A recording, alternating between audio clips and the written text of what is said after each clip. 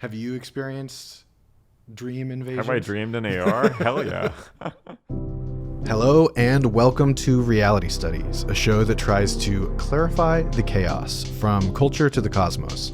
I'm your host, Jesse Damiani. Each episode, I sit down with leading thinkers for big idea dialogues about the research, concepts, and questions that animate their approaches to reality. Joining me today is Asad J. Malik, the CEO of Jadu AR. Asad is an augmented reality trailblazer whose critically acclaimed narrative storytelling projects Terminal 3 and A Jester's Tale premiered at Tribeca and Sundance Film Festivals, positioning Asad as a visionary in the space before completing his undergraduate degree. He has directed next-generation AR experiences featuring icons like Serena Williams and Lil Nas X. Asad was named one of Variety's 10 Innovators to Watch, Rolling Stone's Future 25, Forbes 30 Under 30, and Adweek's Young Influentials. We are here today with Asad J. Malik, who is a leader in the field of augmented reality. He's somebody that I met several years ago when there was a lot of excitement and enthusiasm around this big question of what would these new extended reality technologies bring to culture. And his insight then was really critical in helping form the early conversations in augmented reality. And now, through his company Jadu, he's about to release a new game that I think is poised to do something very similar again. So we're going to be talking today about some of those lessons learned early on, and then also looking at what's happening now and the state of the medium and what he's sort of hoping in terms of the development of Jadu. So Asad, thank you for being here. Thank you, Jesse. Here we are. Here we are. So as I said in the intro, you have a storied career in augmented reality. Tell me a little bit about what first attracted you to the medium. So I'd been working in technology since I was a teenager in Pakistan. Initially, I was just making a lot of websites and, trying to get paid here and there for some search engine optimization and whatnot. And after doing that for, honestly, like 6 or 7 years, when it time to go to college, I decided to go to an art school instead of an engineering-oriented school. And when I went to Bennington, which is, a school in Vermont where I went for college, I realized that not only did I want to work in technology, but I wanted to do work that was expressive and creative in nature. And the three mediums that were up on the table that I thought would be significant in my lifetime were AI, VR, and AR. And AR was the one that really caught my imagination. On one hand, VR already had a lot of development that was going on into it. It was already, the empathy machine and Oculus was already, a big deal. A lot of people were working on it. But AR as a medium of expression was very underutilized. People were doing enterprise-oriented things or warehouse-oriented things, but there wasn't really much happening with AR as an expressive medium. And I thought that, augmenting your reality and changing your surroundings with the context of your surroundings with digital objects was just really compelling. So I went ahead and I got myself a Microsoft HoloLens developer kit while in college and just dove into it. And initially it was just a bunch of one-off concept-oriented projects that you couldn't really use them, but we would just make videos and put them online. And those videos really did well and were, spread around. And it became clear to me that people were very interested in what is possible with this medium. And we just doubled down from there. Mm. What do you feel like people were attracted to even at that time when you were sharing these videos? I mean, like on a very basic level, just the idea of seeing 3D objects in the real world and the digital lives that we're used to interact with the physical lives we're used to is just a really compelling idea, without getting too conceptual with it. Just purely seeing a hologram of something in your space is really, strong. So I think people want to imagine like exciting things in the future, and this starts to paint a picture of what the world could look like once some of the world that we're building digitally starts to interact with the world we know physically. Your breakout project Terminal 3 made the rounds in terms of people's attention with the festival circuit. Could you share a little bit about what that project was? Sure. So, the origin of Terminal 3 was really one of my professors at Bennington encouraging me to bring my own story and background into my work, because, we're doing work that's interesting from a technical perspective. It's a new medium. There are a lot of new things that you're trying to, discover in it. But in order to give it a compelling content, he thought that my own life story, which was, me growing up in small town Pakistan, Osama bin Laden was killed in the town I was born, moving to the US, going through a lot of interrogations. The FBI interrogated me once. They actually showed up to my school in Vermont to interrogate me, which was definitely, a pivotal moment in my life. Yeah, exactly. So I thought that was really compelling subject matter for a technology like AR that is so deeply rooted in scanning technologies, which also is something that, is used in military based things a lot. So I thought that was an interesting parallel. So Terminal 3 was basically a project in which the viewer would interrogate various holograms of supposedly Muslim passengers in a secondary screening room in an airport. So we premiered the project at the Tribeca Film Festival in 2018. Viewers would walk into an interrogation room that we'd built, and they would put on the Microsoft HoloLens and meet these holograms of real people that we had interrogated. And you would play the role of a customs officer, actually asking questions and going through that narrative with them. So that was the project. Yeah. I recognize this may be sensitive, but are you able to share what the FBI interrogation was about? Yeah, so basically, I went to a high school in the Netherlands, which was really a life-changing moment for me, getting a scholarship to go to the Netherlands and study at UWC, which is an international high school where they have kids from 90 different nationalities, all 16-year-olds that have left their country, to go to school together in a boarding school. We had people that had royal families, and we had refugees, all in the same school. And so because of that, I had friends in Libya who were involved in the revolution when Gaddafi was overthrown. So I found myself in an interesting place after arriving at my school, at my college in the US, where I helped them get a license for a conference to be held in Libya.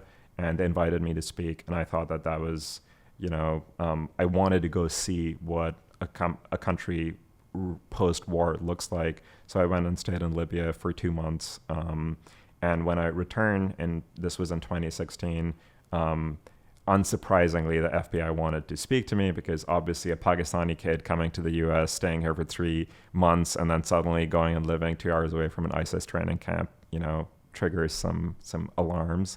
So that's why the FBI came to Bennington to interrogate me. Yeah.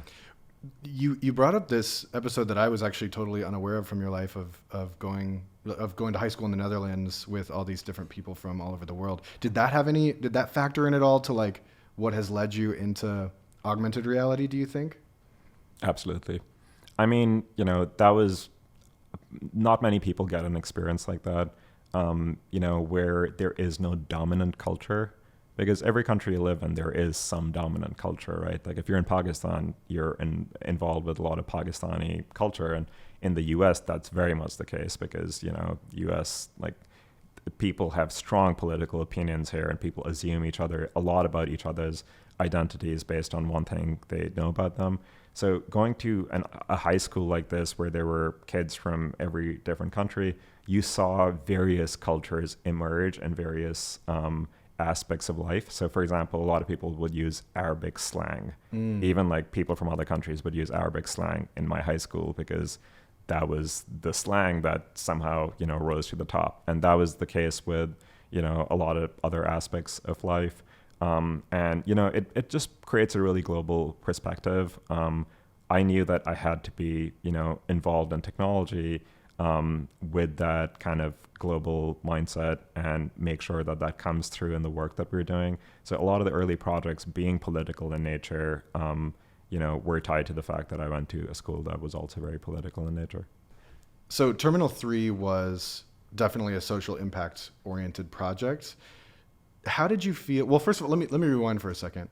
Can you situate us in what the VR AR industry or scene felt like at that time, and sort of what the conversations were then? Because I think it's an important preface that we should sort of set for the Yeah. audience.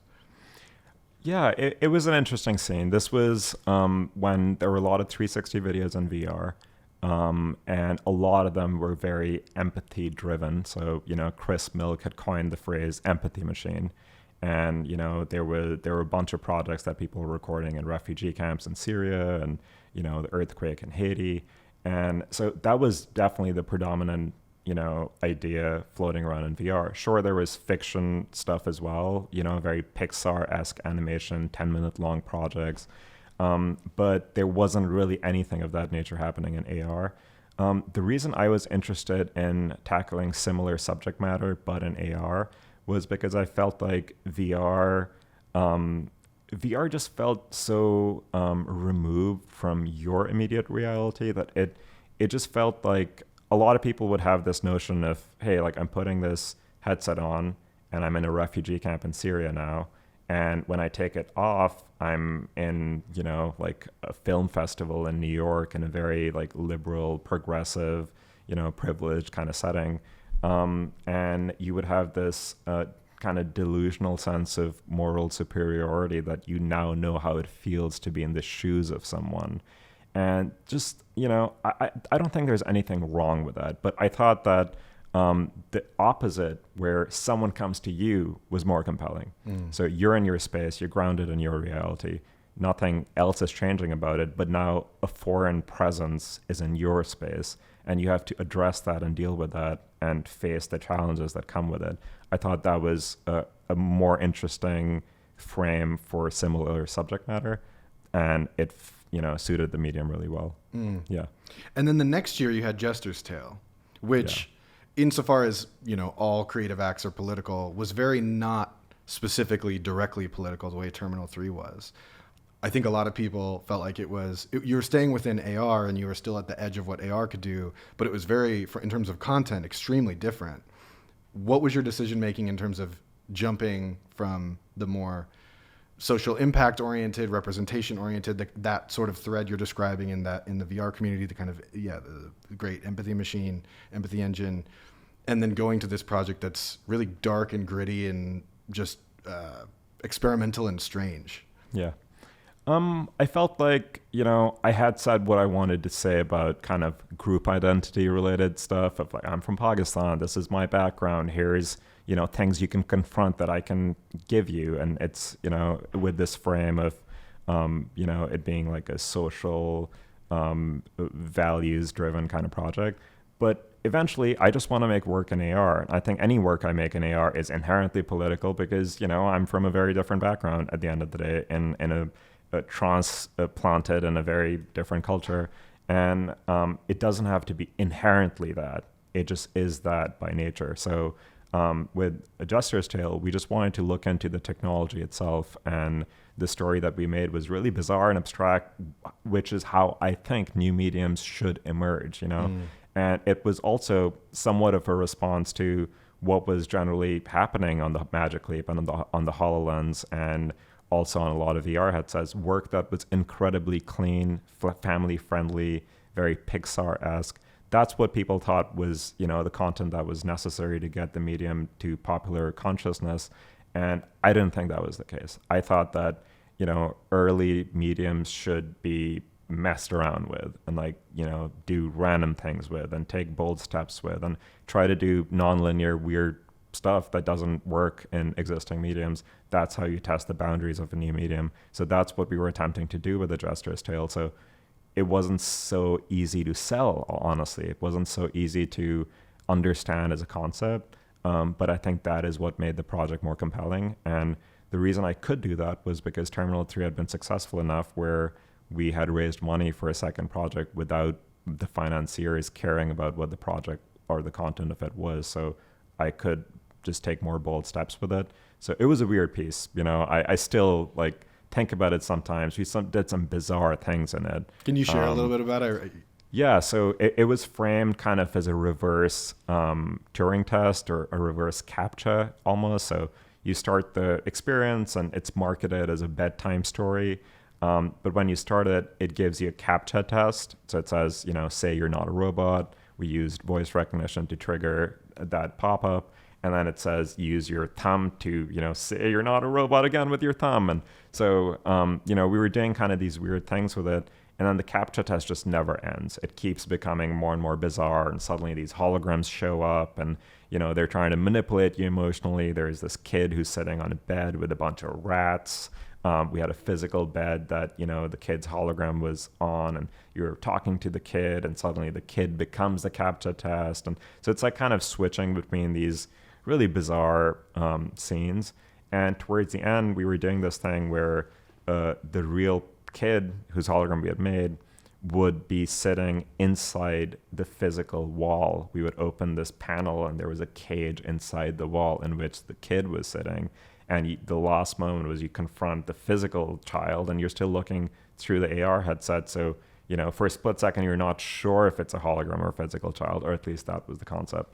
And just in order to do that, just the logistics were, we had to look into child labor laws in Utah, and had to, get 3 kids and get them the same haircuts, and 3 doppelganger kids that were rotating their shifts sitting on the wall. It was a really bizarre thing. And honestly, Sundance, shout out to them for, taking the risk, because the project wasn't done till the day it came, till the festival started. In fact, we missed press hours because it wasn't ready. It wasn't working. We were staying up all night, like behind the booth, trying to just make sure things work. But it was a bizarre attempt, and it was done really quickly. So it didn't work a lot of the time, but when it did, I think it really did open people's imagination of what is possible in the medium, and the Magic Leap had just come out. So we got tons of press and critical acclaim out of that project, although it was only displayed once. I also remember at the time you were talking about, like, I think this was 2019, and you were talking about, why Billie Eilish is popular among young people. It's like there's this honesty about the darkness in the zeitgeist, which I see that in what you're building in Jadu as well. But even thinking back to that time, you weren't really, you would see horror pieces. Like, so you'd see people do things that were outright meant to sort of fit into an existing lineage of horror. Sure. But you were actually leaning into the immersive capacities of just this deeply weird sort of strain that seemed to mirror what was happening in culture that wasn't being talked about. Yeah, look, it's really, as I was saying, a response to the fact that everything that was happening in the medium was so clean cut. And, there was this clear distinction between people that make content and people that make technology. And it felt like a lot of the content that was being built by people that make technology. And the people that make content were stuck making 360 videos or other forms of immersive that were less technically challenging to produce. And we thought that we were right at the center of it all, because we were leading with the technology. We were developing ourselves, and we were, downloading the SDKs and messing around with things and trying to see what the possibilities are, and just constantly trying to overdo it, being like, let's also add in voice, let's also add in gestures, let's, add in as much as we can, and then tie it up with this, conceptual frame. And the things we wanted to say weren't so clean cut and, organized, honestly. Even in terms of storytelling, we didn't have the capability to build a lot of great 3D models or asset creation. We weren't 3D modeling people, and we didn't have resources to hire. So we were relying a lot on capture, which also was very glitchy and dirty and dark just by nature of it. So we were just leaning in on it, and also leaning into our own, influences. And that was kind of the result. The nice thing is we were in college. We were like 19, 20. So we didn't have to cosplay as young people trying to make work that relates to young people. We just were doing things that we found interesting. Which was really rare at the time. Yeah. Well, that brings us to Jadu, because there's this transition moment. Obviously, I've heard you talk elsewhere about how Jadu was always this germ in your mind, but at the time, One-Rick was sort of the studio that you were operating under, and then there's this kind of handoff where Jadu comes to be the sort of main focus. Yeah. So the word Jadu means magic in Urdu, and when I started working in AR, it was early enough that I felt like I could be as ambitious as possible. And I wanted to build, whatever the predominant content platform would be for AR. Now, I didn't know what that meant or what shape that would take, but it was just as a concept, it existed. And, the Jadu logo I was scribbling in my notebook, like just years before it actually started to happen. And One Rick was kind of, we took the form of a studio. And the reason of taking the form of a studio was because, first of all, me and Jack and a couple other people that were working with us, we were in college. So we didn't feel like we were ready to take on something that was substantial and a product, something that would take years to develop fully.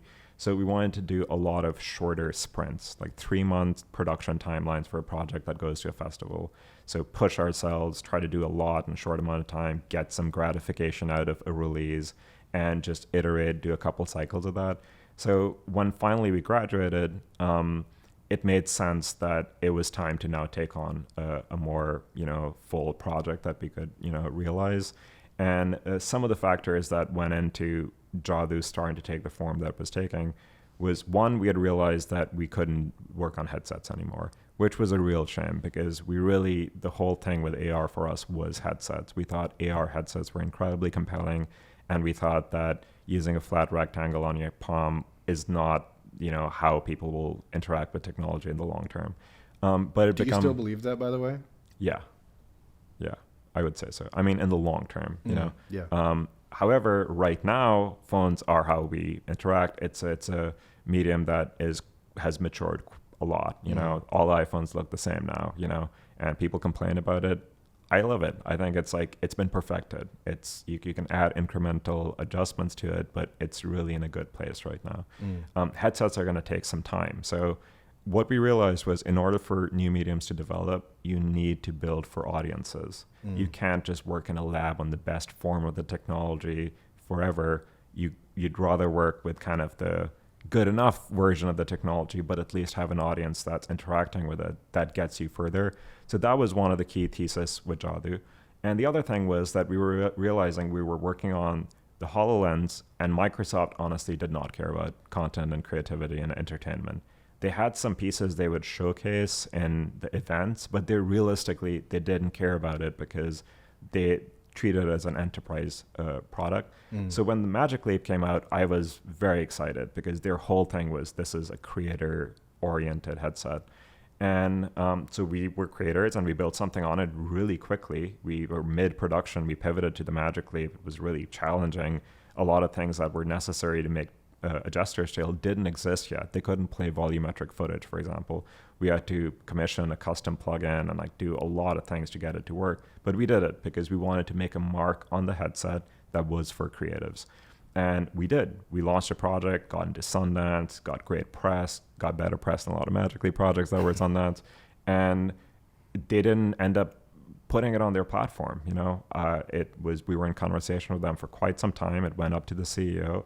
And they decided not to, because the reasoning I got was because the subject matter was just, too niche or not family friendly enough, something along those lines. And I realized that we need more control over how we publish stuff. We can't publish on these emerging platforms that are not ready to take risks with content. So we wanted to build our own platform on mobile, and we wanted to do a project that we could iterate on for long periods of time, because doing something for 3 months, launching it, and then kind of knowing the shortcomings, but not really having any financial or other motivations to fix them, was just not the right setup. We knew iteration was necessary. So that was kind of the founding of Jadu. Yeah. You're causing me to think about one, I think, idiosyncratic piece of the XR puzzle earlier on, is that there was a lot of energy around it because a lot of big companies wanted to not miss this wave the way they had missed the mobile wave. But that also meant that there was very little indie participation that wasn't in some way funded by those big companies or smaller big companies, studios and things like that, which nobody was outright censoring content, but I think there were ways in which it had a quieting effect on certain types of content that didn't really fit in comfortable buckets. Absolutely. And I think you can see it very clearly if you look at the content that came out on VR headsets during 2017, 18, 19. you can kind of see, okay, this is the era when Verizon is funding. This is the era when Oculus is funding stuff. You know what I mean? Like you can see content formats and subject matter shift around based on what kind of funding was going into the space. And AR was getting none of it anyway, for the most part. Obviously, like we had, Riot and Jake, who ended up with us. Like they took, a bet on us, which was awesome. We got to make, the early experimental crazy stuff that we got to build. But another thing that was happening with AR, that, there was indie participation, but it was on face filters. Like there was tons of interest from like creatives building face filters for Instagram, TikTok, Snapchat. That has been the case for the last 5, 6, 7 years now.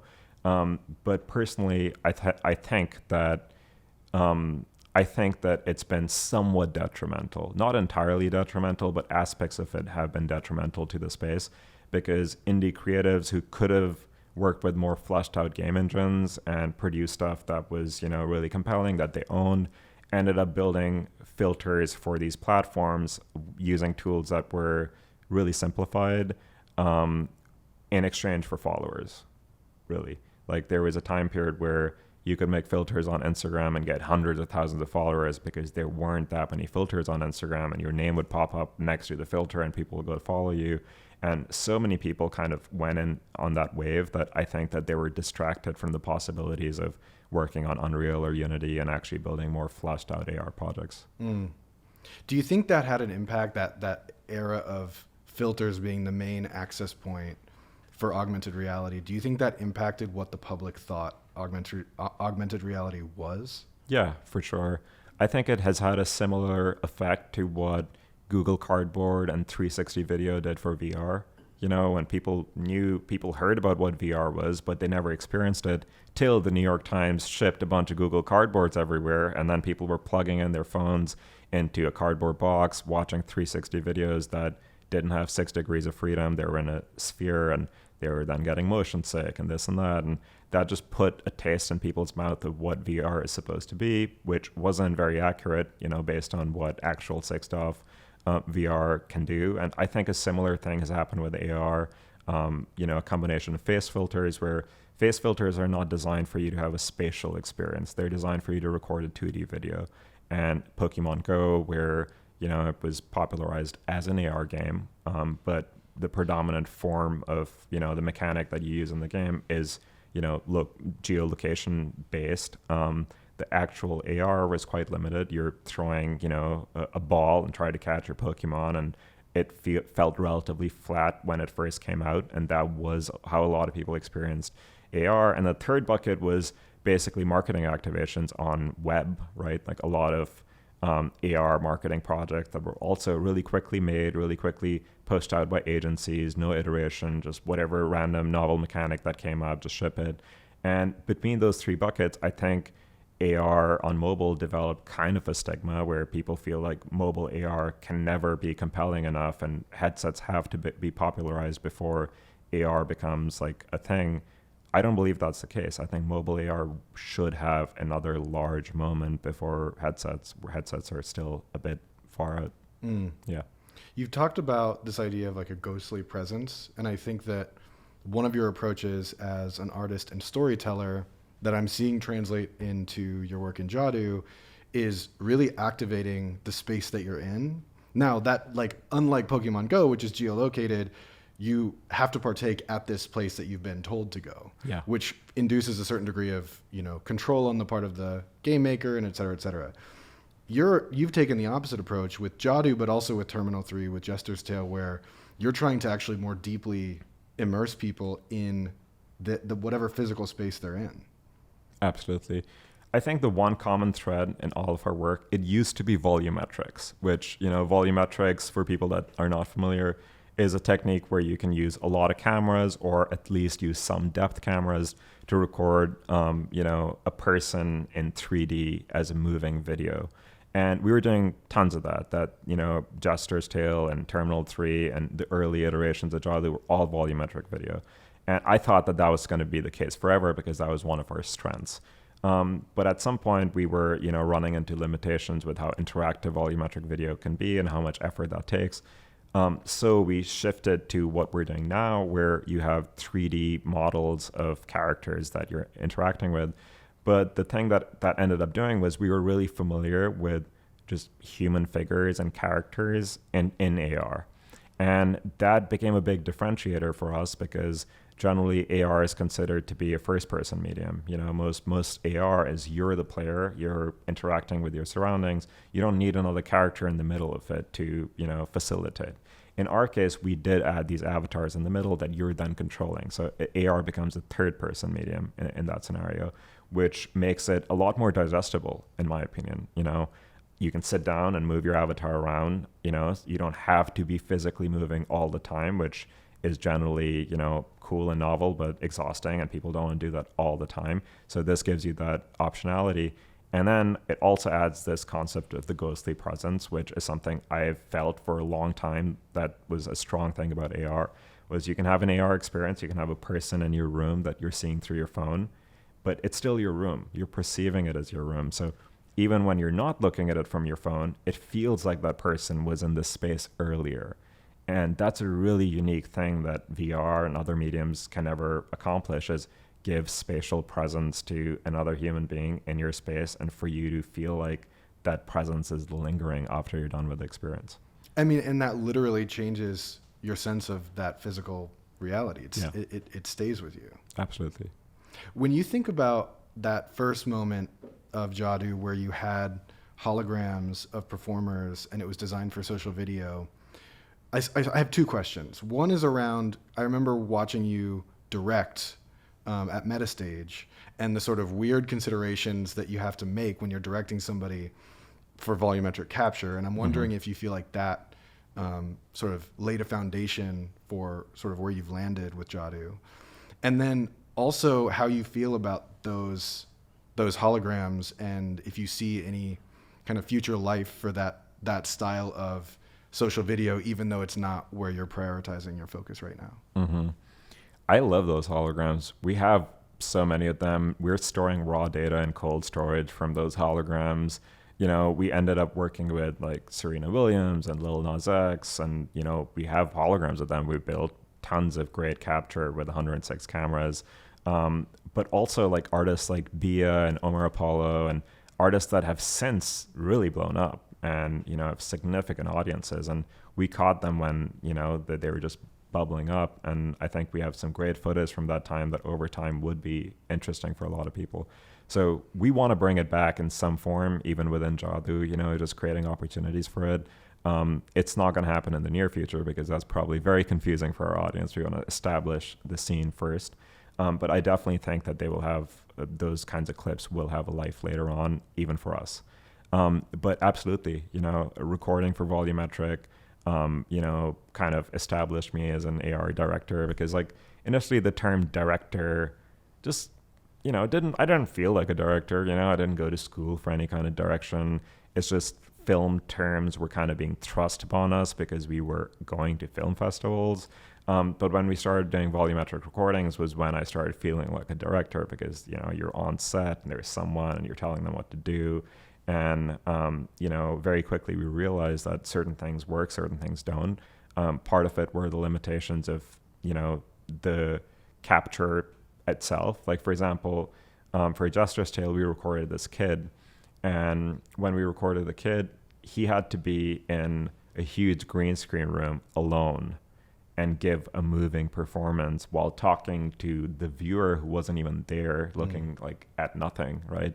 And it was really hard for him to deliver that. So we ended up hiring what we called an interactor, where we hired an actor to play the viewer that we removed in post, just so the kid can have like someone to kind of bounce energy off, right? So there are a lot of those kinds of techniques that were just tried for the first time just because the medium that we were building for was brand new. And I think a lot of that way of thinking translates over to what we're doing now, because we're not just bringing kind of the traditional gaming approach. We have always had an intuition for these considerations of AR that we can face the medium dead on versus shying away from its challenges. Because a lot of people do that as, okay, we're making an AR experience, but there are chairs here and now there's a wall. And like, what do we do? Let's just put it all on the table and make it small. You know what I mean? It solves the problems, but it doesn't face them. It doesn't create new interactions, and it doesn't embrace the medium in the way that we try to. Yeah. Okay, so before we get to the current state of Jadu, there's a middle phase. It seems that you've really followed different audiences and communities and learned from them as you've been developing what Jadu has ultimately become. But between the social video moment and the current mobile game moment, or mobile is maybe the wrong word, mobile AR game moment, there was this moment where you built community in Web3. I'd love to hear you talk a little bit about what that,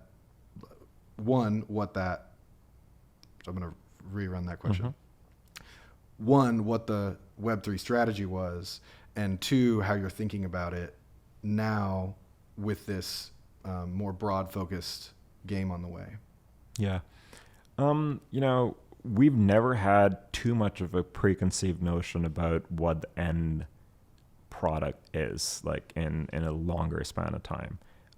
We've always done the best we can with the resources we have at our disposal while keeping the core the same, which is we're facing AR and we're creating new interactions in AR, ideally for a large number of people, and ideally in a way that builds on top of itself versus restarting every 3 months. That's the foundation.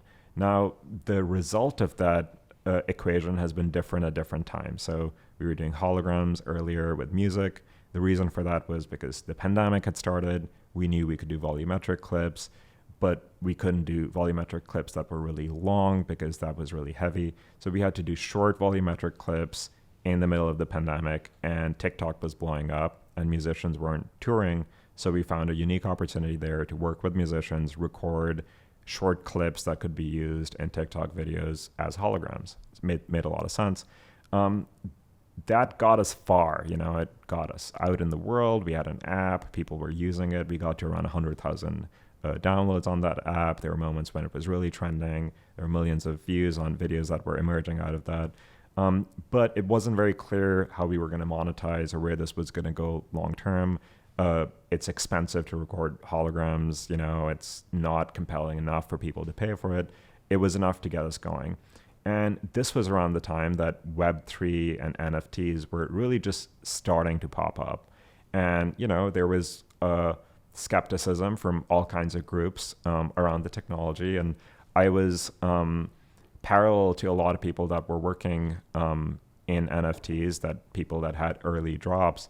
And what I was starting to realize was that all the things people were saying about, you make your art, you put it out there, you can, earn commission on it long term. And it's not just a technological concept. It's an idea. It's like you're saying that in this space, we value artists and we want you to gain commission out of your thing in a long span of time. We think that's a better model than what exists currently. That was compelling. That made sense to me, So because it made sense, we followed it a bit.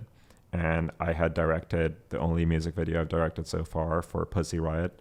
And we had it. We were ready to release it. We'd spent a bunch of money making it. We knew it was not going to make any money. It was just purely because we wanted to show off the technology and we wanted to make something cool with Nadia, who's a good friend of mine. And very last minute, we decided to release it as an NFT.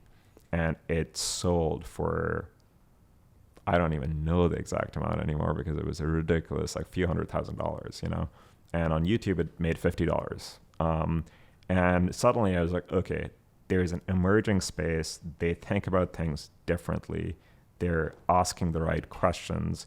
We are an emerging platform. We're an emerging medium that's not found its form of monetization yet. This could be compelling for us. And we could differentiate from the Niantics and Snapchats of the world because they won't take this risk. So we said, we're going to do AR and Web3. And that was a really bold move on our part. It was a big pivot, but we went in on it and we released jetpacks that were our early collection of, assets that you can use in AR that you own that also represent, your interest in the medium, and, you can use it with other avatars that are interoperable, and you can be part of a community that also has this shared interest in this company. And we sold around $400,000 worth of jetpacks in seconds, seconds. And that was the most significant financial event we had in the history of our work, of all the years working in AR, of displaying stuff and shipping stuff and raising money and building projects, suddenly we had made $400,000 in seconds, you know? So based on that, we were like, okay, this is the direction for us. And the surprising part about it was the community, because, you know, I kind of knew that, you know, yeah, you have a community, people buy your assets and then they rally behind you. But I didn't realize how insane it would be in practice, because suddenly there are all these people that own these assets that showed up in our Discord, and we're like, we're here every day. We're going to show up every day. We're going to make this thing a thing. And I went from having like a small team to now thousands of people that were absolutely cheering for us. And that's something that we maintained for a long period of time. We released multiple collections, and over time we did over $30 million in volume on our assets. And ended up raising a seed round and then eventually a Series A round that, you know, a lot of the credibility, that the investors gave us money because they wanted to invest in the team and AR as a technology, not necessarily Web3 as a technology. But the support we were getting from our audience was critical in us hitting those milestones. So that's why we went in it. And I think, you know, we really benefited a lot from it. And we also learned a lot from it in terms of having a community, building a product that, you know, is shaped with the interests of thousands of people that really want to see it succeed. But the reason we, you know, didn't continue going in it as strongly as we were initially planning on was because, you know, of a bunch of things that have happened over the last year. Obviously, volume and interest went down tremendously. The stigma around Web3 in popular culture, as you know, I don't even need to say anything about that. And just generally, the space just didn't go in the direction I was hoping for. You know, I really thought that we were getting to a point where, you know, people interested in new technology and building new things are going to come into this. And, you know, there were so many artists and creatives that had such compelling ideas about where this could go. But it did go downhill. Like it did, you know, just end up being a space with tons of scams and, you know, people taking advantage of each other all over the place. So many people I knew lost so much, not because of assets going down, but because of just hacks and this and that. The user experience was horrible, you know, getting a new person to understand how to even get a wallet to engage with this stuff was just such a large hurdle. And we were so deep in development and we were building something that was unique for everyone that it felt like Web3 was actually becoming you know, a hindrance in onboarding people versus, you know, something that was a benefit. So we ended up removing wallet logins. We ended up making a game that was something people, you know, can play without having any association with Web3 or having any assets. But we also did it in a way where the assets that people did purchase early on with us, they do work in the game, and we have intentions and plans for them over time. But what's important for us right now is that, you know, we have a few years of runway, and during this time, either we're going to build a very successful AR game or not. If we build a very successful AR game, we have a lot of tools and leverage to bring value to the team and the investors and also people that, you know, engage with us as early supporters purchasing NFTs. We will have leverage to, you know, support that without relying purely on whether Web3 as a space succeeds or not.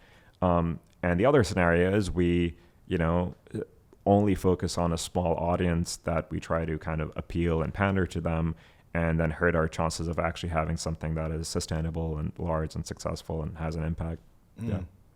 There's a quote that I was thinking of in preparing for this interview. It's actually from Steve Jobs, which I know is a cliche, especially so because our friend Gabo Aurora sort of is imagining you as the Steve Jobs of this industry, but it sort of hits on this way in which you not only segued out of really focusing on Web3, but have kind of journeyed as you've developed Jadu. People think focus means saying yes to the thing you've got to focus on, but that's not what it means at all. It means saying no to the 100 other good ideas that there are.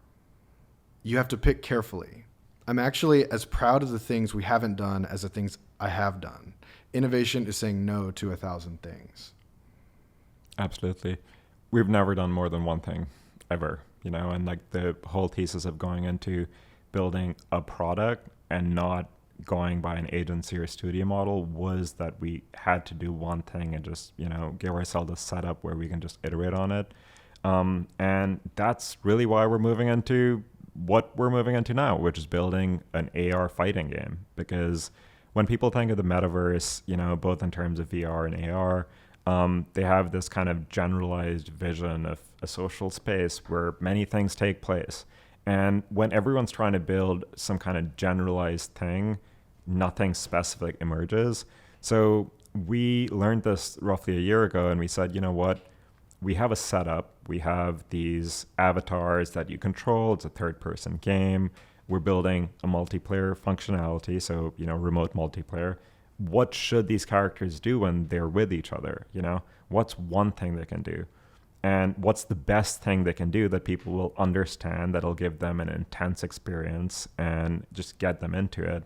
And we thought fighting was the way to go. So we are now building an AR fighting game, which doesn't sound as grandiose as we're building the AR metaverse. It doesn't sound as large of a concept. Sounds kind of small. It's like, okay, it's a contained mobile game. That's not that big of a deal.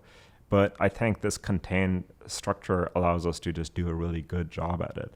And I feel like that's something that's been missing in AR, is no one's just grabbed a basic concept and just gone deep enough with it and have, polish it enough, give it story, give it consistency, develop it over a longer period of time.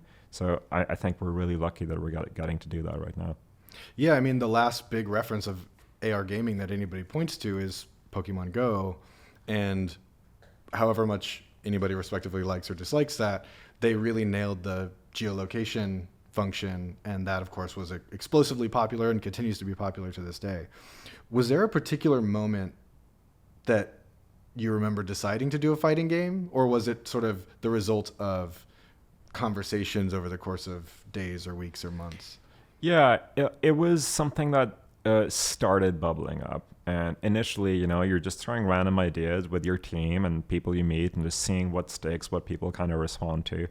And I started bringing up fighting as a mechanic worth trying out because, it's such a simple, people want it eventually. I know there's going to be an AR fighting game one day, And so when I started bringing it up with some people on the team, there was some skepticism because once again, we didn't really have an idea what we were building at this time. There were pieces and there were some mechanics, but the overall thing was not quite there.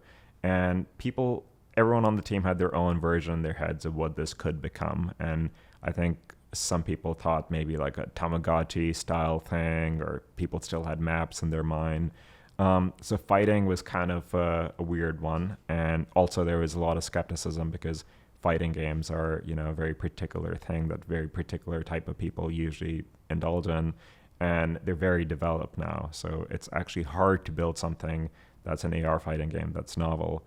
And the way I started kind of selling my team on it was like, imagine all the things we can do. It's in your space. Imagine when you get close, you can freeze frame it and do some crazy thing. Like I was just coming up with all these novel mechanics.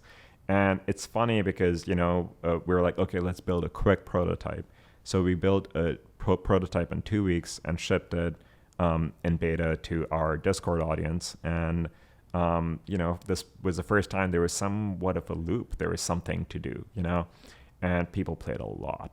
Like we did a thing over last Christmas, where we had some cash prizes and whatnot. And, you just had to play for 2 weeks, and people were playing 6 hours a day. Like top people were just playing this basic prototype we built in 2 weeks a lot. So we felt like there was something here. Something was starting to happen. And then while starting this year, we said, you know what? This is what we're going to do. We're going to rebrand into an AR fighting game and just make that and make it really good. So we really doubled down on it. And it's funny because the mechanics initially were like going to do all these crazy novel things, ended up actually being really simple. You press a button and it punches. You press another button, kicks, and you press them a bunch, you get some combos and you get some finishers. And I think that's enough. I think, you don't need like some crazy gestures and weird things happening in order for this to be compelling. it's already an AR. It's already compelling. There are already a lot of novel things happening. So what we needed was actually just the quickest inputs possible and the simplest mechanics possible. And I think we've landed in a really nice place with it. Mm. Do you see yourself in the lineage of Mortal Kombat, Street Fighter, Tekken, Smash? Like there's a long history of very successful fighting games across different platforms. This is of course entering into a new reality, and somewhat literally. But do you see yourself as extending those lineages, or are you imagining it more as like a hard fork into a different direction? I think we are, whether we like it or not, we are now a part of that lineage, which is not something I imagined or expected, and that was the case with the film festival circuit. That wasn't a lineage I thought we would be interfacing with, and same goes for music and holograms. Like we kind of injected ourselves in these different places and had to level up to exist in that lineage, because with something like AR, there are a lot of intersecting lineages, and that's just going to be the case. And as someone building in it, you kind of have to be somewhat aware of a lot of them in order to do it justice and do a good job. So this year for me has been a crash course in fighting games. Like I'd played Street Fighter and Tekken as a kid in arcades in Pakistan. That was a big thing. We had arcades that people would just go in and just play a lot of Tekken. In fact, the Tekken scene in Pakistan, I don't know if you're familiar with this, but the world champion right now for the last 4 years in a row, the Tekken world champion is a Pakistani kid. Oh, I had no idea. Who we're working with. Wow. So yeah, it's just, we're making a fighting game. The best fighting game players in the world are Pakistanis right now. And the way that happened is also really weird, because they were just playing in home build cabinet arcade systems in Pakistan without any international exposure. So the whole competitive scene was run by Japanese and Korean players. And then a couple of years ago, Arsalan Ash got a visa, and they sent him to one of the big tournaments, and he just destroyed everyone. And like his technique was brand new.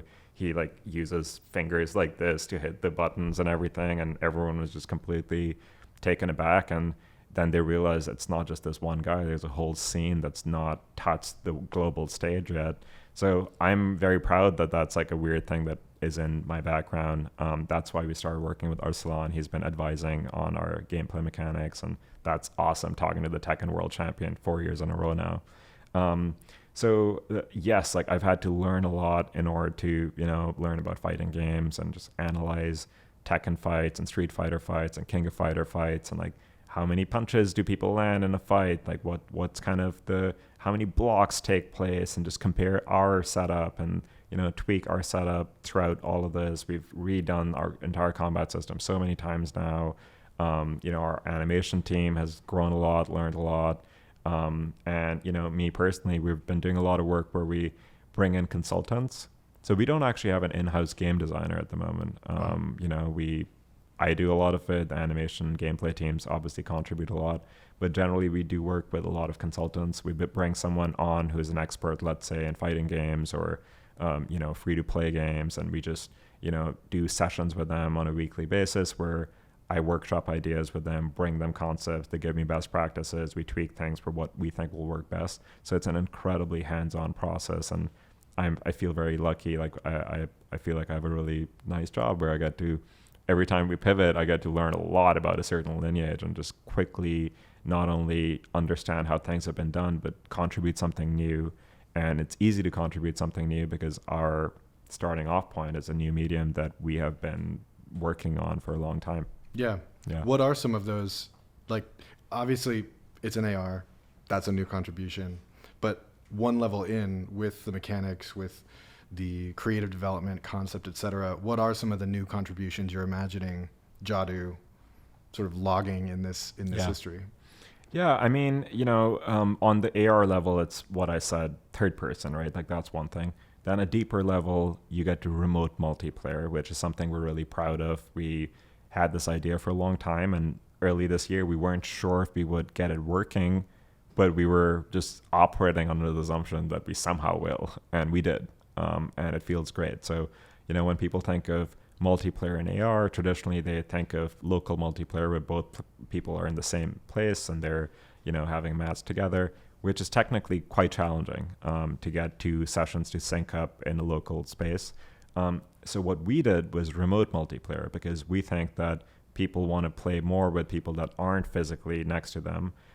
Because if you're physically together, you should just fight at that point, you know what I mean, in real life versus in AR. So the remote multiplayer setup means that both people see each other's avatars in their respective locations. And then the third piece is the combat itself, which is, you know, where we get into the lineage of the fighting games. What we're doing is not as like extensive and quick and frame data oriented as most console and PC fighting games like Tekken. But it's also not as simplified as most, you know, mobile fighting games or most mobile games in general, where you just have one button, you're smashing again and again, or, you know, the mechanics are really simplified. In our case, we have basically multiple action buttons. There is a punch, a kick, a projectile or a special, and a shield. So we tried a lot of formats. We had 5-button formats, 6-button formats. We've landed on this kind of 4-button format with 3 attack buttons and 1 shield. And for different characters, there will be different things those buttons can do. Like a grappler would use a special button for throws, whereas an all-rounder would use it for projectiles, things along those lines. And you can tap them multiple times to get 2 combos. And there's a sliding mechanic we've been testing that we really like, where you can slide from one button to the other, which is something smartphone screens are good for versus controllers. You wouldn't want to do that. Sliding feels great with some haptics, you know. So those are some of the things that we've been working with. On top of it, a big part of AR is like you got to frame your fight, which is a big challenge, because in most fighting games, you're constantly seeing both players on the screen 100% of the time. There's no moment where someone's off screen. Whereas in this case, players can go off screen. You have to constantly be moving and adjusting your physical position in order to make sure the combat is taking place in a comfortable distance from you, which initially I think a lot of people get a bit turned off by. They're like, oh, where the character is going? Like, I have to constantly keep track of them. That sounds exhausting. So we've had to do a lot to minimize that, you know, lock the characters to each other, you know, make attacks land more easily, make the buttons more exciting. So just with a bunch of taps, you can get to specials. So compensate for that, because that is a big part of AR. Like, you do have a spatial understanding of your fight, which is the whole point of what we're trying to achieve. And we're also doing things like, you know, using your physical surroundings, which is hard in multiplayer. But with the single player modes that we're developing, we're going to do a lot more of that, where you can smash someone into a wall or climb on a table and jump off it with your avatar, things along those lines. And what would make somebody, like, when you're thinking about the progression of a player in their own arc as a player of this game, what skills or techniques elevate them to like expert status? Like, is it that they're able to, like, I'm thinking of, you know, with Mortal Kombat, it's like being able to do like really like funny fatalities. Yeah. Like, what are the things like that are the red meat for the experts? Yeah, so it's shifting right now, because, you know, we're still tweaking and building and learning. In the more initial iterations, we had leaderboards, and we have people that play a lot. So like a lot of grinding was actually a big part of being on the top of the leaderboard and understanding the meta, because the game was always broken. Well, in beta, like every time you pushed a build, there is some button you can spam too much and it becomes an advantage. So when people are playing, they're trying to find what that is. And every time we did tournaments, someone would figure out, okay, the projectile button spamming too much, or the light kick, you can just keep going on it and the other person can't do anything. We've been fixing a lot of that stuff. I think now we're at a place where it's a lot more balanced. So finding that meta and grinding was a big part of getting to be on top of the leaderboard. I think that's going to shift with this release, where we've added rankings and things like that don't require playing a lot, but they require just like winning and playing a lot with high-ranked players and then being able to defeat them. So, you know, a big part of it is understanding the controls. I think a big aspect of it is also going to be just content creation in general, people recording videos of their fights, and whoever records more compelling videos and more compelling context, I think would, you know, get some gratification from sharing in the community and social media and whatnot. And going into next year, we're introducing a lot more characters. And with the characters, we have single player and campaigns, which is something we're going to be doubling down on. Because initially when we started building this, the idea was, how do you get to a substantial amount of content in the quickest amount of time? And PvP was the way to do it, because building a lot of campaigns and story takes time. So we thought if we just build a quick setup where people can fight each other and give them tools to customize their character, there's suddenly a lot of content, because you could go into PvP, match up with random people, and have a new experience every time. But now we're at a point where that's established, and we can actually flush out these single player campaigns where you fight as a character, you go through some story arcs, you have a bunch of fights, you're trying to rescue the next character, you get to the next character, now you can play as the next character, then you can play as both the old character and the next character together in certain scenarios. And so a lot of possibilities and variations start to emerge there. And that's when people can start to collect certain items and build their character and, indulge in the lore, and all those kinds of aspects start to become more meaningful. Yeah.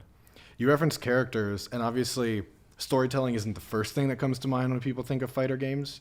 But of course, there's a lot of story that's imbued, particularly manifest and in the characters, and manifest in a way that's in large part, or rather manifest in a way that's in many cases more crucial, because you have such limited time to really communicate the story of that character in the gameplay context. You don't have an open world and dialogue and people walking around to give the player a sense of who that character is. Walk me through a little bit of that storytelling and concepting process. Yeah. Story has been like a really weird part of our process over the last year or so, because on one hand, story was always really critical, right? Like, we started with short form stories that we told in film festivals. So it was a really important thing to us. It was one of our strengths. And a lot of people in the team wanted to do stuff that was storytelling heavy. So when we started the fighting game, I think a lot of people were slightly turned off because, the possibilities for story were slightly more limited. And I was also a bit allergic to going too deep into story for the last year. And part of the reason was because every time we built out more elaborate world building, Mac, who does our world building, every time we would build out some axioms and establish kind of a scene, we would pivot. And suddenly it would be kind of retrofitting and trying to make sense of how the story is going to operate in the new setup. So we always kept it open-ended enough where there were, universal ideas that we could toy with, but not commit too much. So it was kind of an awkward place for story. And that goes for characters as well, because, we were building a fighting game and we started building new characters, but at the same time, we were not committed enough to the fighting game, where we still wanted to keep the optionality open that if we pivot again, the characters could work in a lot of contexts.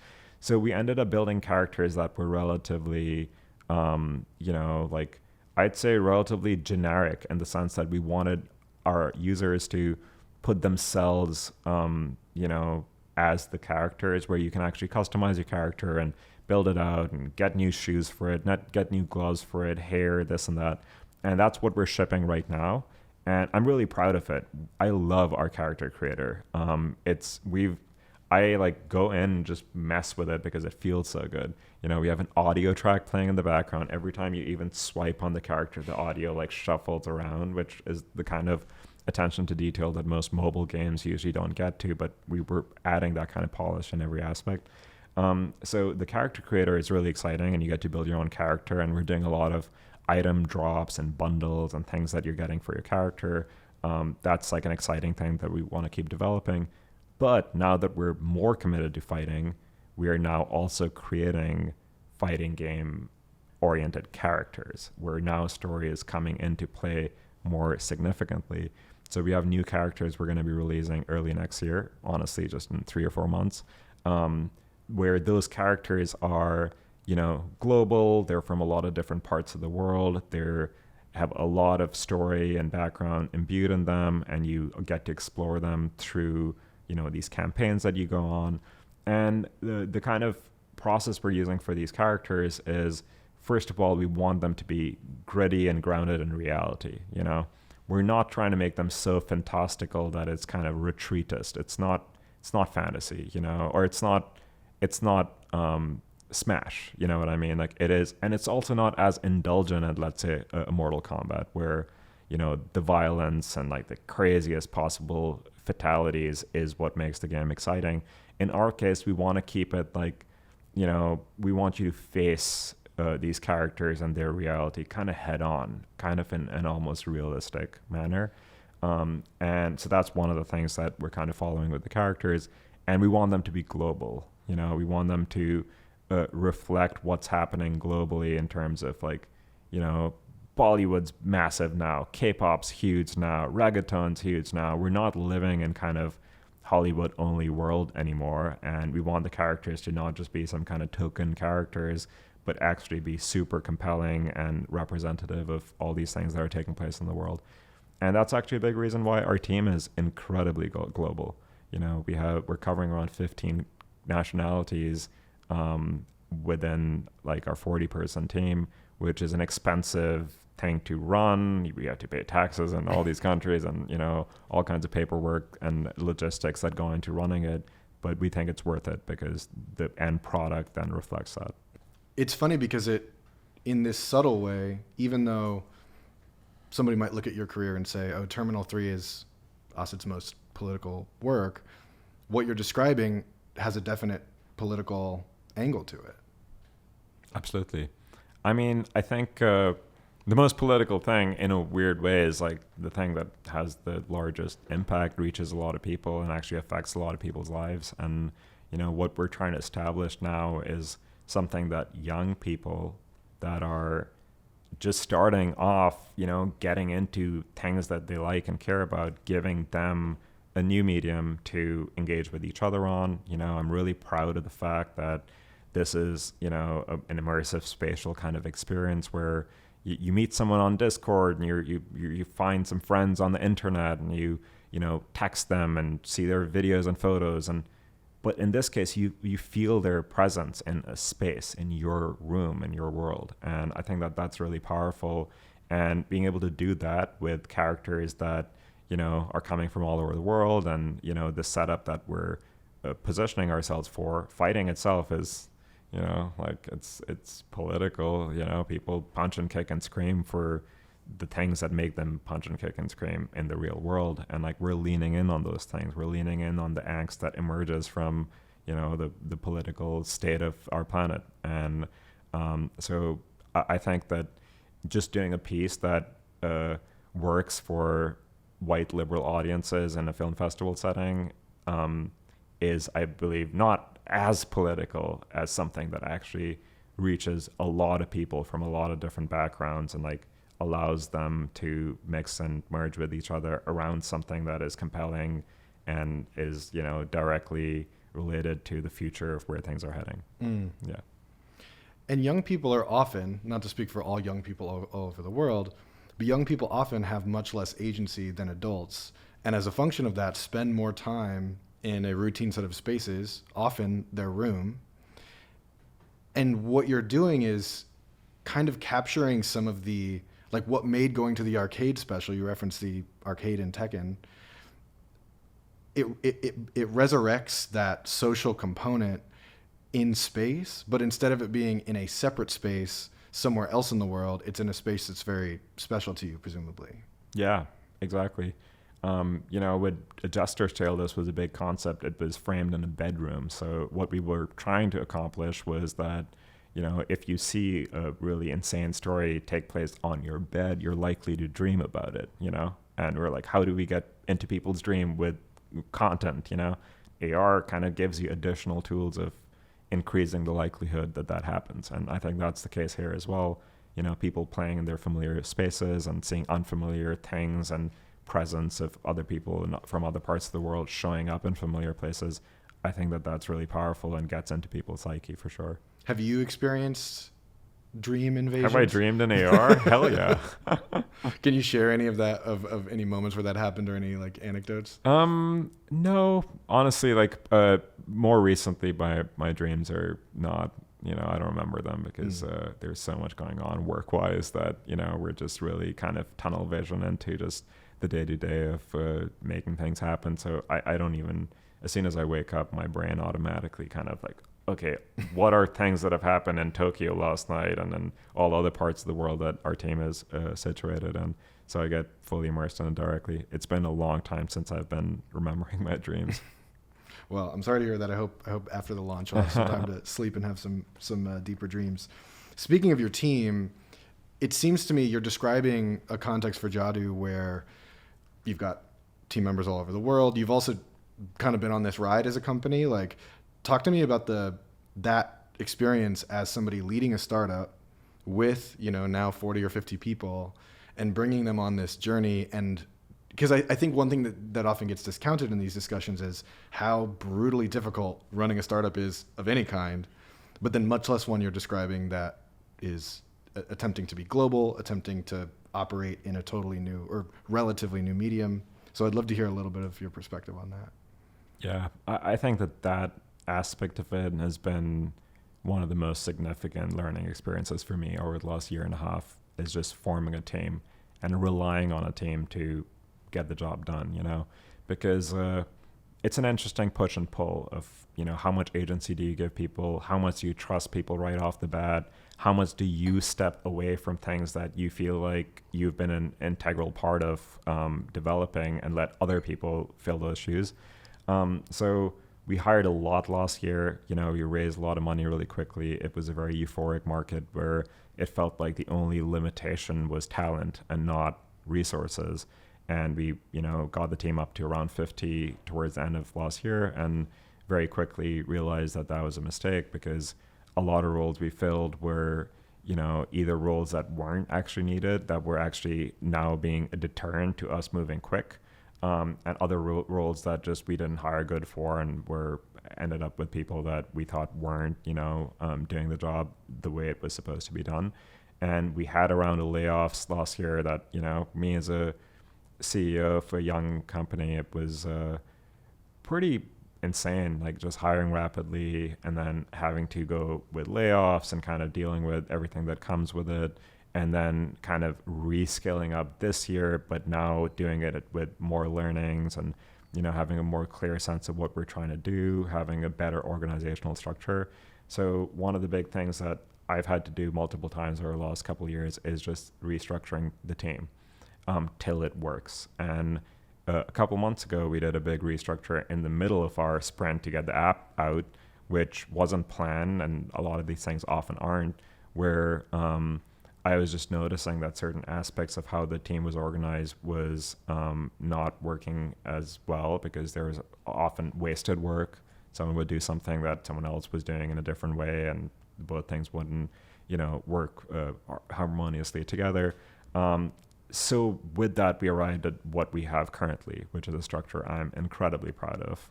The org chart looks incredibly symmetrical. We have basically 5 pillars that report directly to me, which are app.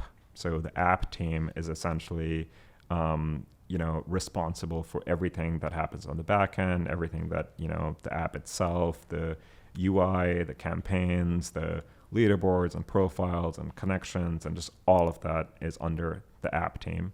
And then we have a game team. The game team does everything that is AR. So the game team doesn't do any 2D UI or any other things that the app team takes care of. It is entirely, AR gameplay focused. And then we have an art team that takes care of all the 3D asset creation, models, cinematics, web, all that kind of stuff is under art. And all these 3 teams are structured in a way where usually we have a lead developer, a lead designer, and then, essentially a product manager, someone who's, making sure everything's working. So, and those 3 people report to me directly. I have like syncs with all of these pillars on a weekly basis where all 3 stakeholders are present. And, the designers that are responsible for app don't touch game. We've created these clear divides. And then the 2 additional pillars are ops and growth. And those are, obviously critical to have. And we have really strong ops team, and everything's really cleanly done.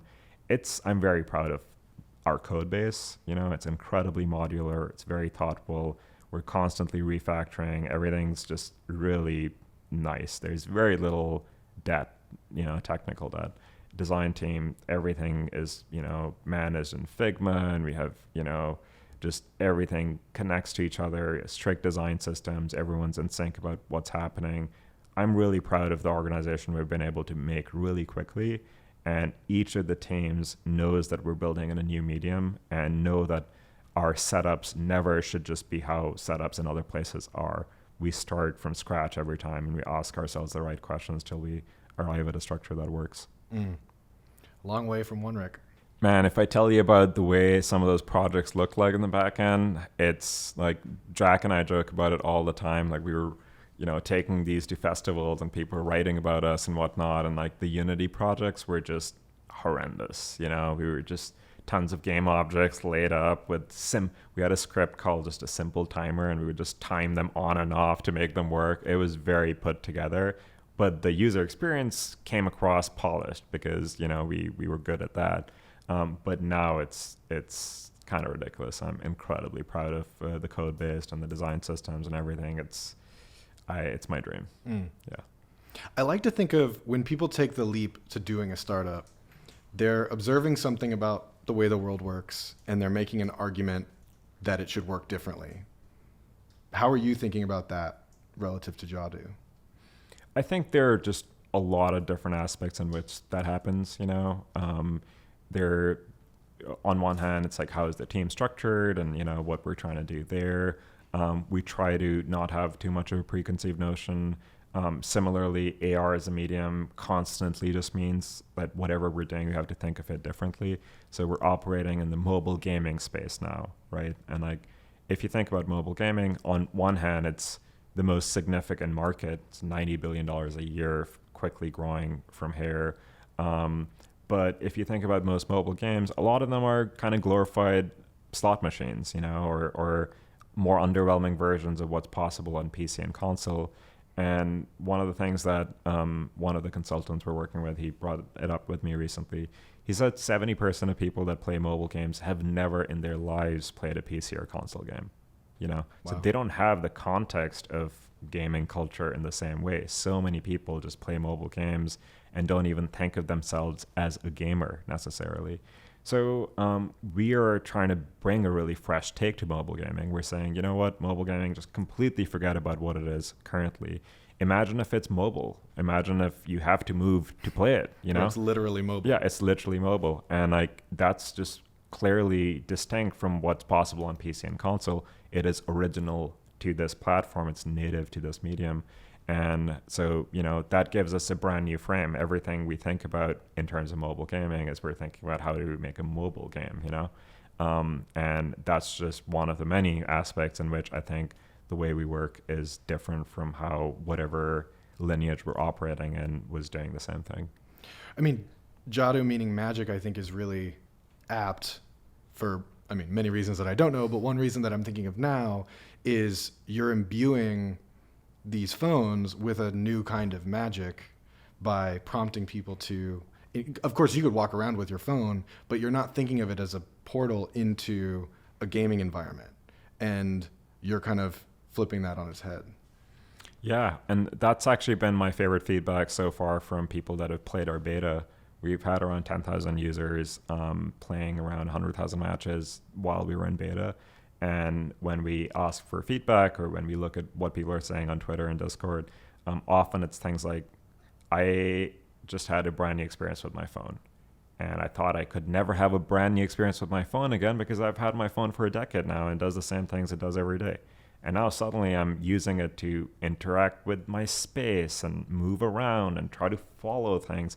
It's not behavior people are used to when they're kind of just slouching on their phone, scrolling around. So it's introducing mechanics with something we're really familiar with, but mechanics that are brand new, that I believe are using the device for its full potential, because modern smartphones have a lot of computing power, way more than is required to just watch a bunch of videos.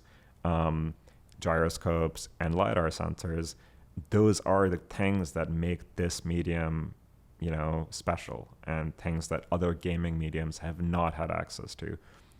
Novelty consoles have existed and have come, portable consoles have come out at various times, but they've never reached the kind of scale and ubiquity that mobile as a platform has. So I think that if we are able to do what we're trying to do here, which is use a mobile phone to its full potential, use all the things that make it unique, and offer an experience that people have never had, I think a lot of people would want to engage with that experience. Yeah. Do you differentiate in your mind? Obviously, this is being released as a mobile game. You'll get it on the app stores. Do you differentiate in your mind, though, between like kind of what you're describing with the like Candy Crushification of mobile games versus what you're offering? Yeah, I mean, our starting point was so different, and we knew nothing about games or mobile games to some extent, right? Like our background is not in that. That initially we had a lot of new things to offer, and I think that at this point we are kind of circling back to the Candy Crushes of the world and actually trying to understand how we operate within the context of what mobile gaming has made work so far. So that's why single player campaigns and levels and level design, and you complete a level, there's a core mechanic, which is you fight, you try to win, you get a reward at the end, and now we repeat this mechanic in the form of various campaigns and stories, which is the foundation of how most mobile gaming works. They have a core loop that you duplicate a bunch of times to form levels, eventually campaigns. Our core loop is very distinct and very different. It engages your space and does everything in AR, but now we're able to learn from these existing games in terms of establishing like campaigns and structures and give people things that they can go through. So we left that part till the end. We didn't want to have our process be biased based on what people had already built on this platform. So we started kind of from scratch and put our blinders on. But now that we have something that we feel like is novel and compelling, we're going back to best practices that already work in the space and trying to work them into our system.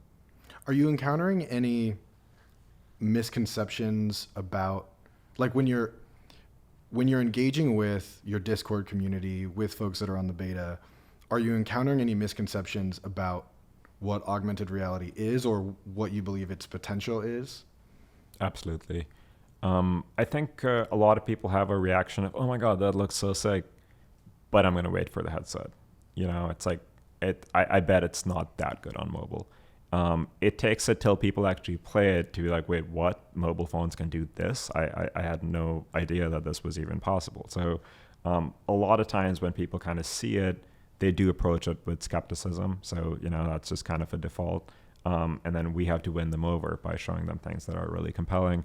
That's why I think younger audiences are way more open to it, because they have less of a preconceived notion about what this is supposed to be, and they're willing to try it out a bit more. But yeah, and obviously a lot of people are constantly confused about whether it's VR or AR. Communicating 3D reality-oriented experiences in the form of photos and videos on the internet is never easy. People always end up having an idea of, a different idea of what it actually is. So we also do a lot of promo videos and cinematics that we build that are more full AR, where, we do a lot of work in post. But, people have negative relations with those kinds of things. Obviously the magically whale and everything, comes up. But sometimes those things are quite necessary to communicate conceptually what is taking place. Mm. Yeah. Do you imagine that there would come a point in time where Jadu would function on headsets? Oh yeah. AR as a medium, like at the end of the day, needs your hands to be available, amongst other things. Like that's a really big one. Looking through a hole, like trying to look around, it's not the way it's going to be forever, but I think there is a lot you can do with it right now. So headsets, we are now a venture-backed company that has a certain runway, and we got to make this thing work during that time, or at least get it to the next level during that time. So we can only engage with headsets to a limited extent, because that's going to take time. We're not quite there yet. But the Apple Vision Pro is something I'm insanely excited about. Imagine from my perspective, right? everyone's talking about how there's going to be eventually an Apple headset. And everyone always just assumed it's going to be VR because no one cared about AR ever anyway, right? Like AR never really had crazy funding rounds or crazy hype around it. It was always kind of just a relatively ignored medium. And for me to just kind of stick to it anyway for 7 years, and then Apple finally releases the storied headset and it's AR first, and that's kind of what they're leading with, is it's AR, it's not VR. You can go into VR parts at the time, but for the most part it's passed through AR. And they make all these decisions in it that are super in line with the way that we imagine this technology. So one of them is that, Facebook, Meta always shows their headset being a bit more active. People are getting up and playing fitness games and Beat Saber and walking around, whereas Apple's concepts were more people are sitting on their couch and they're using their hands and gestures and to move around, which is very much in line with what we're doing, because we're doing a third-person thing where you're controlling your character rather than moving around so much yourself. So that's just one of what I feel like are many decisions that Apple ended up making that I think reinforced some of the mechanics that we were developing. So I'm really excited about the Vision Pro. We are in communication with Apple. They're very generous in the sense that, we're discussing what the possibilities could be. I think it's more likely that rather than seeing the full version of Jadu as a game work on the headset, we will probably see more storytelling, like imagine a backstory of one of our characters and a 10-minute long narrative experience on a headset. Those kinds of projects will likely happen before we get to the full game because, it's still a bit further out in terms of the headset finding proper mass market. But we're going to do these storytelling experiences. We're eventually going to build a game available on the headsets. We're going to make it cross-platform. There's a lot that we're just really excited about diving into with this. In fact, we have a developer who's full-time focused on the Apple Vision Pro SDK already. So we're doing some early exploration. But I can tell you that's going to take some time. I believe it. Yeah. These are critical moments, though. I think people often discount that, like, in these like super early days when it's the most confusing, that's when these interaction languages are being developed. Absolutely. Like this is, and it's not just a few years, it's often decades. And I think that's why just sticking to it, and it's worked for us. It's been 7 years now. It's kind of crazy to think of that we've been doing AR exclusively for that amount of time and have never lost track or focus. We've never touched VR. Every time we get pissed at a VR project, we've always just been like, we just don't do VR. It's not our medium. Our medium is AR. They're not the same thing. Don't confuse them. They're distinct. One is about your existing reality, and the other one is about transporting you somewhere else. Just conceptually different. So just to like state it baldly, why should somebody take the jump to play Jadu on day one when it's released? Because you really are going to get to see the trajectory of how it evolves. Because, we at this point have a pretty insane team. We have really crazy product velocity.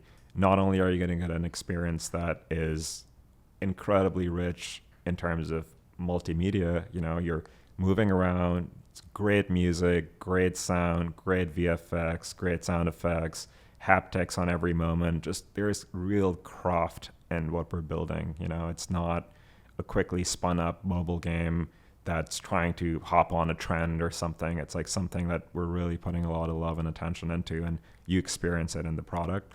And it's only going to get crazier from here. The characters we're building, the new mechanics that are coming out. It's a frame to experience what AR is going to be for the rest of our lifetimes. A lot of the work we did early on is now taught in new media departments at USC and UC Berkeley and whatnot. And this may come across as, it's just a game. But every single move and mechanic that we're building showcases what, techniques are going to be used in storytelling and games in AR that we're going to be witnessing for the rest of our lives. So I think that's a compelling reason to play a game on your mobile phone. It's funny. It's like so many of the bigger companies have taken an inductive approach, like you referenced the metaverse. So the inductive approach is the metaverse will be a thing, and we're going to now create the container for the thing to happen type of thing. You're almost coming at it from a deductive approach, which is let's make a really excellent fighting game, and the behaviors and social dynamics and culture will emerge and tell us what the metaverse, or you call it the bloom, will become. Absolutely. It's like, it's not even a new concept, right? Like, the more cliched examples would just be like Fortnite or something, you know? You do have a simple core mechanic, but then when people are spending enough time in a game, it becomes a social space. They start spending social time. Then you expand it, you add more social functionalities and features and creator tools, and suddenly you have something that is more comparable to what people imagine when they think of a metaverse.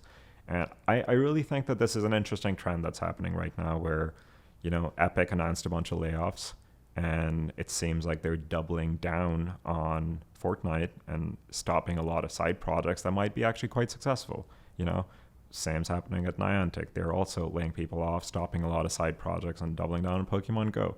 I'm seeing a lot of organizations kind of double down on their main offering and try to make it more of a social experience that where they add more mechanics that appeal to larger amounts of people, because having a lot of people in one place engage and kind of sustain is what starts to form like a metaverse-like space. So it's critical for us to, you know, establish a mechanic and have a reason for why people are coming, and then once they're staying, give them the additional creator tools and the types of things that are going to form community and form social interactions. Yeah. Yeah, it's like that saying no quote. It's like saying no to get to the yes of the metaverse, if there will be a yes. I have a few recurring questions that I do with every guest, given that the show is called Reality Studies. They're kind of lightning round style questions about reality. You've already answered some of this along the way, so feel free to repeat yourself. Also feel free to take them in a totally different direction. What's one thing you wish people paid more attention to? I think the answer for me would just be, you know, like reality itself, you know, because like at this point, you know, like our screens and everything are so compelling. They really are. And there are so many distractions that are available to us that I think like our perception of reality has become really skewed, especially in the US. It's something that I experience. You have a, you know, there's a distinction when you come from another country to the US, where over here everything kind of feels like a simulation, just because, you know, the amount of marketing and fashion and the amount of like meta systems that have existed for such long periods of time. And the way that it's taking place in other countries is also really crazy now, because everyone has smartphones and often living standards in other countries really suck. So, you know, not focusing on reality is really compelling. And, you know, that's why like disassociation and just retreatist kind of ideas around technology are so prevalent. And that's one of the strengths of our medium to begin with, is that it allows some of the excitement of the digital world to filter into the real world and actually bring attention back to reality and the things that often go overlooked. As a quick follow-up question to that, given the work you're doing with your sort of global team, given your background growing up in Pakistan and now working with folks in Pakistan, these like the Tekken champion, is there any insight or learning about contemporary digital culture that you think the West is like totally missing? I think like one of the things that's happening is like a lot of people in a lot of parts of the world that otherwise have been just very disconnected from, you know, the rest of the world are now sharing their sense of humor and their realities with everyone. Like whenever my Instagram Reels feed is really weird because it's constantly shifting between American stuff and Pakistani stuff. I don't know how they decide when I'm in what mood. But whenever it goes back to kind of the Pakistani Reels, a lot of them are actually like, you know, random workers in a farm joking around with each other, making weird videos. And like, I'm sure you might have seen some, like, it's kind of a joke of how Indian Pakistani, you know, videos are really bizarre and people are just putting random filters and weird like dynamics over it. There's one right now that's these like stories, these Indian stories that people are telling with some kind of game engine creator thing. And they're so abstract and bizarre the way they're told. And they're definitely like people laugh at them because they, are so removed from the traditional storytelling structures that people are used to. So I don't know if there is any deep insight there, but I do think like just the democratization of what content looks like and just how it can be so different all over the world is really compelling to look at. Final one. What's one moment where your sense of reality was disrupted? I came back from school and I turned on the TV. I was in Kura, Pakistan, and the news said that Osama bin Laden was killed in Abbottabad, which was my hometown. And that was by far the moment that I felt like the world was just this weird simulation, because I couldn't believe it. I grew up in Abbottabad. It's a vacation town kind of thing. It's a small hill station town where a lot of people from the south go to in the summer when it gets really hot. And it was just incredibly peaceful. Nothing ever happened there. And just seeing that Osama bin Laden was killed 5 minutes from the spot on which I was born.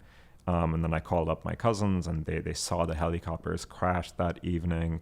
And just, kind of Osama bin Laden growing up was this most wanted man on the planet. No one could track him down. It just, the myth around it was so insane that the idea that he was found 5 minutes from my house was just like reality shattering, truly.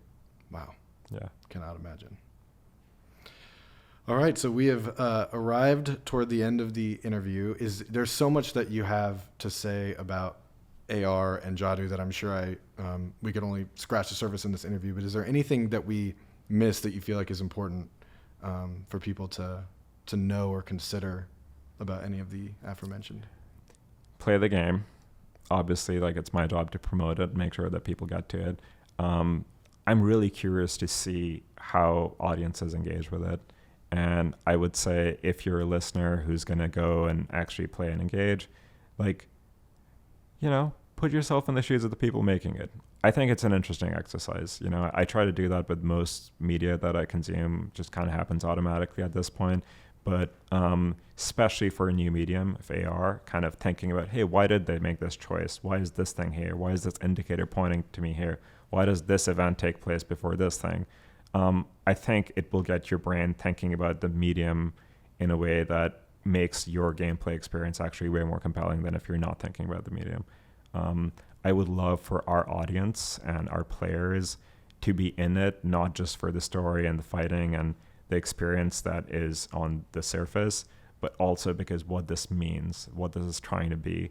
We're trying to be the fighting game of a medium, in which, like a lot of the other people that are building stuff are not building stuff that's angsty and that is trying to be intense in this format. So I hope that people treat the game as, a fight for this medium to become compelling over our lifetimes, and, just join us for that ride. Asad, thank you for being here. This podcast is edited and produced by Adam Labrie and me, Jesse Damiani. Adam Labrie also directed, shot, and edited the video version of the podcast, which is available on YouTube. Music is by Eaters, sound effects by Eric Medias at soundimage.org. For more information, please visit realitystudies.co. And if you appreciate the work I'm doing, please consider liking, subscribing, and sharing it. Until next time.